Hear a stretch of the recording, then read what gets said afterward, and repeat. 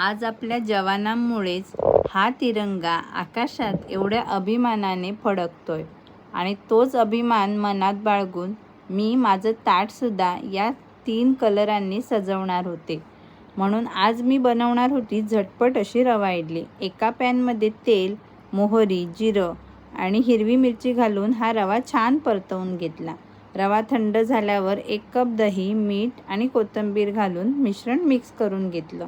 त्यात जेवढं आवश्यक आहे तेवढं पाणी घालून हे मिश्रण 1 तासासाठी ठेवून दिलं.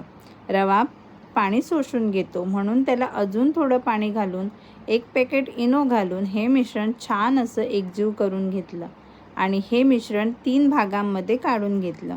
एका भागात केशरी कलर आणि एका भागात हिरवा कलर असे छान कलर तयार करून घेतले.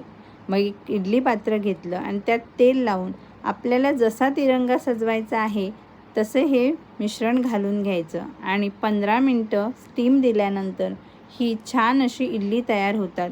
मऊ, लुसलुशीत आणि खूप चवीलाही छान लागतात.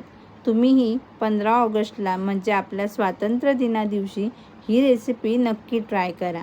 तुम्हा सर्वांना स्वातंत्र्य दिनाच्या खूप खूप शुभेच्छा. जय हिंद, जय भारत.